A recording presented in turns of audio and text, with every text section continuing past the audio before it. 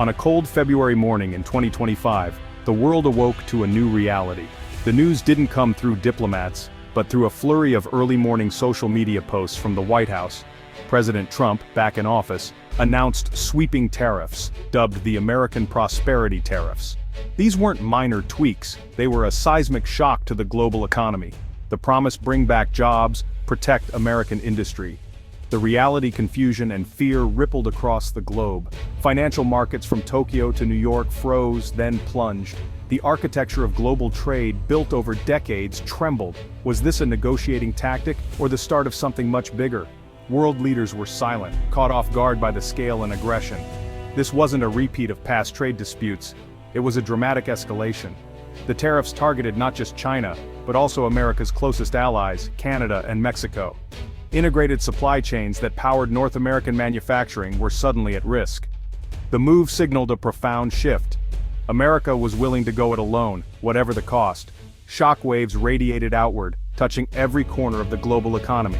In boardrooms, executives scrambled to assess the fallout. On factory floors, workers wondered if their jobs were safe. At ports, containers faced an uncertain future. This was more than economic policy. It was a political statement, a bold gamble on protectionism. As the sun set on that day, the era of predictable trade was over. A new volatile chapter had begun. The details of the tariffs were soon revealed, and they were staggering.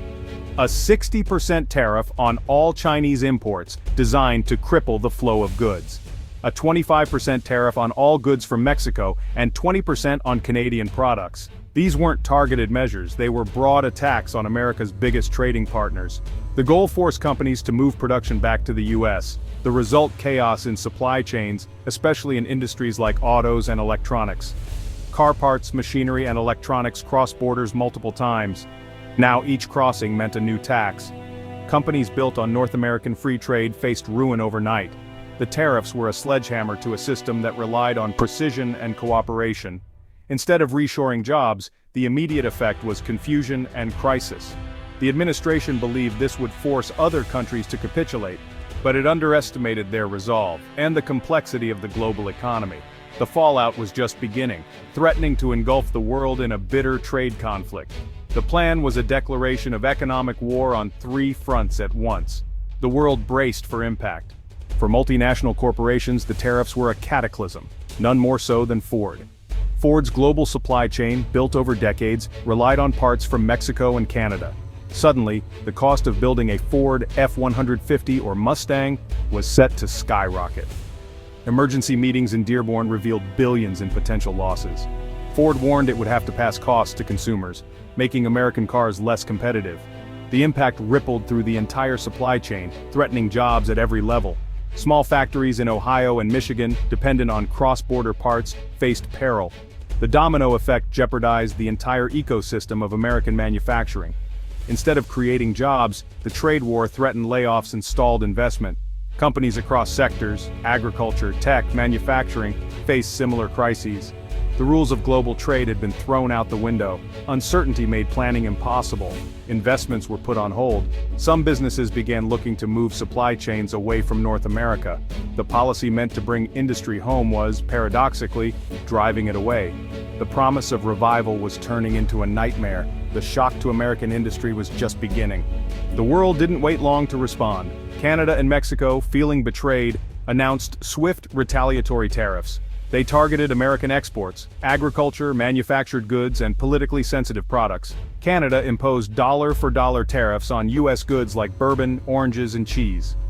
Trade across the border ground to a halt, replaced by a costly standoff. Mexico hit back at American corn, soybeans, and pork, devastating U.S. farmers. Diplomatic ties frayed, the continent was divided by economic walls. China's response was even more powerful, massive duties on U.S. exports like Boeing aircraft and soybeans. Beijing made it harder for American companies to do business, steering purchases to other countries. The U.S.-China economic relationship, already strained, effectively broke. The hope for managed competition was gone, replaced by open economic conflict. Global supply chains fractured as countries scrambled to protect their own interests. The retaliation was swift, severe, and carefully targeted for maximum pain. The world order built on cooperation was unraveling. The era of global trust was over, a new age of economic confrontation had begun. As the trade war escalated, its impact hit American families directly. Prices for everyday goods, clothing, electronics, groceries, cars began to climb. Weekly budgets shrank, economic anxiety spread. The promise was more jobs and higher wages, but the reality was a higher cost of living. Consumer confidence plummeted as people postponed big purchases. The slowdown in spending threatened to drag the economy down. Workers feared layoffs as costs rose and exports collapsed. Farmers lost their biggest markets overnight. The trade war was no longer abstract. It was a direct threat to jobs and financial security. The pain hit working and middle-class families hardest. Trade policy debates moved from business pages to kitchen tables. The promised prosperity felt distant. Instead, Americans faced a growing economic crisis. As the trade war deepened, historians drew chilling parallels to the Smoot-Hawley Tariff Act of 1930. That law, meant to protect American jobs, instead deepened the Great Depression. Other countries retaliated, global trade collapsed, and American exports plummeted. The very workers the act aimed to protect were devastated as markets vanished. Smoot-Hawley fueled economic nationalism and global instability. The situation in 2025 felt eerily similar. The American prosperity tariffs were driven by the same protectionist impulse. But the world didn't bend, it broke. Retaliation from Canada, Mexico, and China mirrored the past. The global trading system began to fracture. The ghost of Smoot-Hawley served as a warning. Trade wars have no winners, only losers. Protectionist policies can spiral into global disaster. The question, had the world learned from history, or was it doomed to repeat it? By summer 2025, the global economy stood at a crossroads. Escalating tariffs pointed toward disintegration, higher prices, fewer jobs, greater instability. The web of global commerce was tearing apart. The urgent need for diplomacy became clear. U.S. business leaders, farmers, and unions formed a coalition, urging a reversal. Allies in Europe and Asia began to mediate, warning of global consequences. Calls for emergency summits grew louder. The stakes, not just trade, but the future of global cooperation. The crisis forced a conversation about reforming globalization, not destroying it. As of June 8, 2025, the future of global trade hangs in the balance. Will leaders step back from the brink and rebuild trust? The tariff shockwave was a wake-up call, revealing the fragility of our interconnected world. The question remains, what kind of future will we choose?